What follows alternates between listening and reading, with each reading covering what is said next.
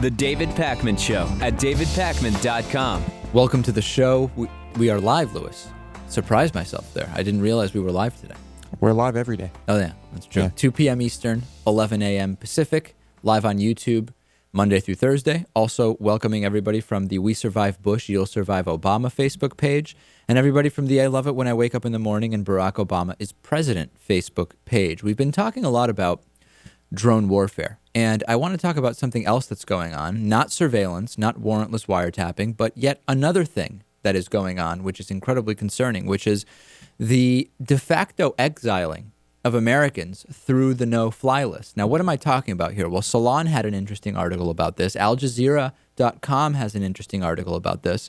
Essentially, what this is that by using the no-fly list, authorities are essentially able to subject American citizens to de facto exile, or non-American citizens. It really covers both, by just simply not allowing them to get on planes when they're trying to come back to the U.S. from foreign countries. There's actually a story about, this is from a few years ago, about Rahina Ibrahim, a PhD student in construction management and engineering at Stanford University, who went to San Francisco Airport to board a flight to Malaysia, okay?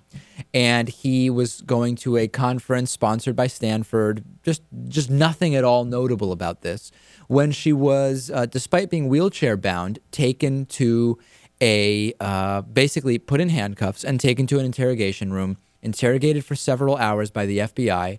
She had been placed, she was told, on the no-fly list, which prevented her from boarding her flight. Eventually, she was able to board her flight, flew to Malaysia, went to her conference. Now, when attempting to come back to the U.S., she found herself once again detained, unable to board her flight. Local authorities were not allowing her to do that, because they had received authorities from the U.S. consulate that she was to be barred from returning home, essentially. Home, period. I mean, not essentially.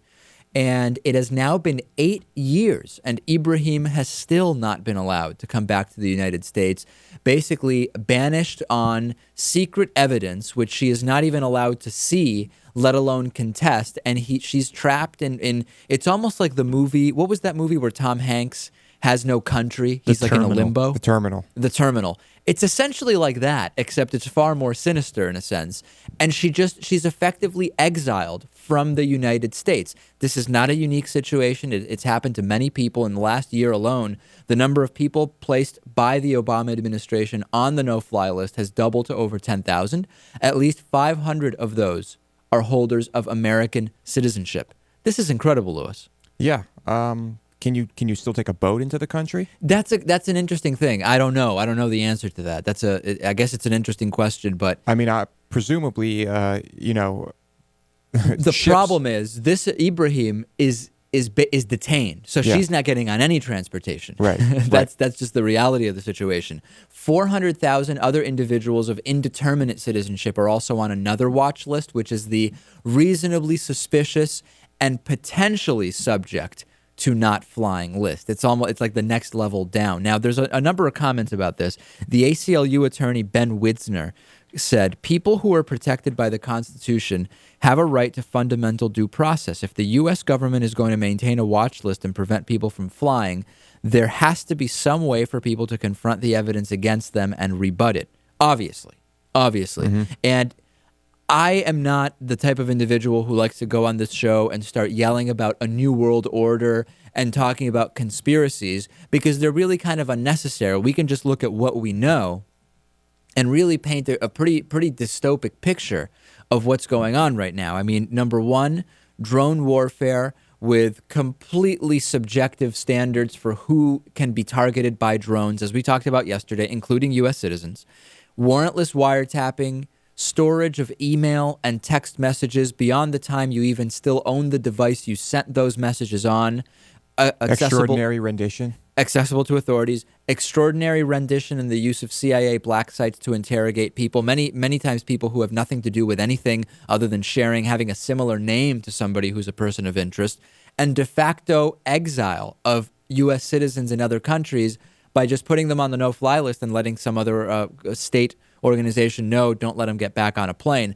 This is an incredible situation. People are worried people want to have guns to protect themselves from a future dystopia. This is a dystopia. Yeah, it seems like with regard to the Japanese, this was the type of paranoia we had in World War II, and then of course Cold War era paranoia. And it seems like maybe it just never went away. Maybe our paranoia just shifts from one thing to another, but it seems that it's still here. Absolutely. Yeah. Natan, what's your opinion on the combination of factors I just listed? Well, I think that the this no-fly policy would be a very good way of getting Republicans out of the country permanently. So let's look into it. All right. I guess Natan doesn't want to comment seriously because he's so disturbed by what's going on. Is that right?